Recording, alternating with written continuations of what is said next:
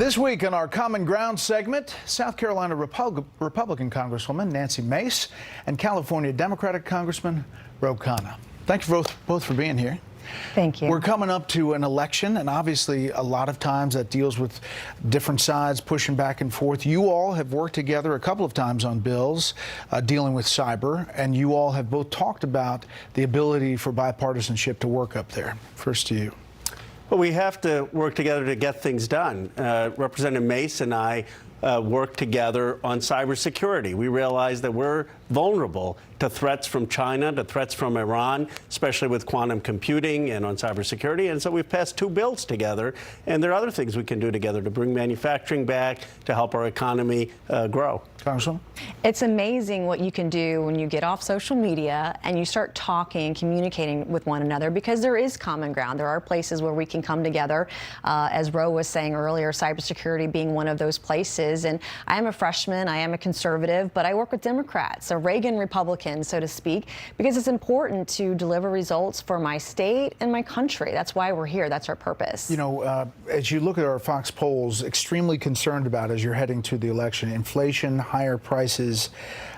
You both have talked about that issue. You come from different possible solutions. Right. And I blame both sides for inflation. We've had deficit spending for years by Republicans and Democrats alike, ratcheted up obviously from COVID-19. At the end of the day, I think our goals are very much the same, but how we get there is sometimes the path to getting there is different. I've never voted to raise taxes. I don't want to support huge spending bills with massive deficit spending. I think that's very problematic and contributes to the inflation issues that we have right now for the long term. And that's problematic. You agree that people feel that inflation, it might be the top issue? Yes, absolutely. Here's one of the causes of it, though. We offshore too much of our production. We don't make enough things in America. We don't make masks. We don't make enough baby formula. We don't make semiconductors. We're shipping all these things from China and then paying shipping costs. One thing we can come together is what I say is a new economic patriotism. Make things in this country. It will long-term bring down inflation. You both have also talked about immigration and a broken border system. Congressman, you've talked about real concern about the leadership of that. It's obviously not working, right? I mean, the system, no one can look at the system and say it's working. One of the things, you can say the border's not secure.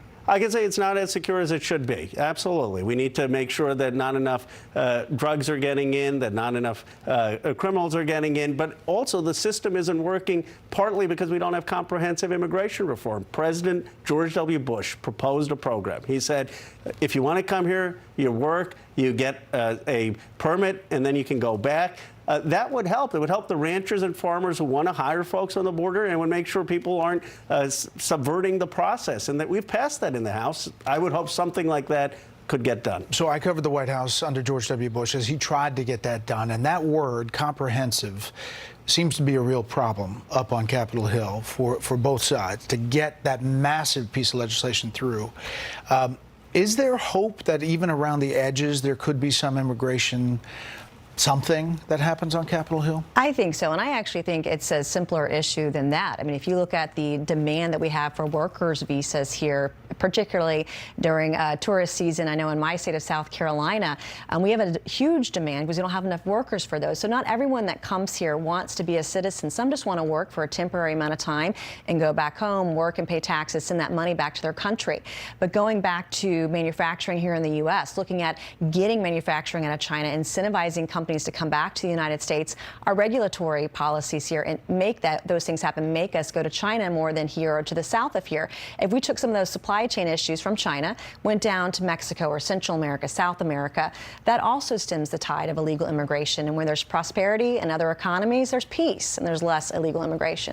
Now, when we talk to Democrats and Republicans or people who come from different sides of issues, we often find that there's a lot of things that they could agree on, but that because of the partisan bickering, both sides go to their corners. Is that a fair statement? I think it's fair, Brett. Look, Nancy and I don't agree on a lot of issues, but we don't question each other's patriotism. We don't question each other's character. We agree to disagree civilly, and we look for the Venn diagram, where there's intersection and where we can make progress. And I think if you just took that approach, we'd solve more issues for the American people. What did you make, Congressman, of the president about the pandemic is over. You heard Chad's piece. Washington Post writes, Biden is right. The pandemic is over. That doesn't mean that the coronavirus is no longer causing harm. It simply signals the end of emergency state as COVID has evolved into an endemic disease. Well, I think the Post is right. I mean, look, the worst of it is over. We're returning more to normal life, but we have to realize that we still have a virus and we need booster shots and still need vaccines. Here's what I've said, Bret. I give the previous administration credit for partly for developing the vaccine. I give this president credit for distributing it. Why can't we just say that? I mean, why don't we look for ways that we celebrate what this country is capable of doing? We invented the vaccine. We've distributed it. We've done better than any other nation in the world. Why don't we just celebrate that as Americans? Yeah, this might not be common ground because the president, his administration, obviously used the COVID emergency to wipe out student loans in some corners just recently, a couple weeks ago, and now is asking for a lot of money up on Capitol Hill. Is that all going to come together? Right. COVID-19, I believe, has been abused to expand government powers at the federal, state, and local level, and to just, explain away the deficit spending that we have right now. You have blue-collar workers that are paying for the college education, the Harvard Law degree, and white-collar education, and that's just wrong. And we can't afford it right now. If you look at the amount of taxes they're going to have to go up to pay for some of this legislation, the deficit spending, again, contributing to inflation. The cost of food just to go to the grocery store is far beyond and exceeded beyond the inflation figures. Every time I go to fill up at the gas station, I'm paying for a very expensive pair of basketball shoes for one of my kids, and that's how expensive it is right now. And it's something we have to address, especially looking forward after the midterms. Republicans have to have a solution. All right, quickly, what's the next thing you guys are going to work on? Well, hopefully it's more cybersecurity. We have so much, as Ro was saying earlier. We had 11 federal agencies that were hacked by agents of China and Russia just 2 years ago. So we are behind on securing both the federal government and private sector as well. We got to get started on that. We need a 21st century national security strategy that recognizes AI, quantum computing, and the threats we face. Make sure America leads. And I look forward to working with Nancy on that. Well, listen, pass the word up there about this segment. We'll have more people come down. Thank you, so Bret. much. Thank you.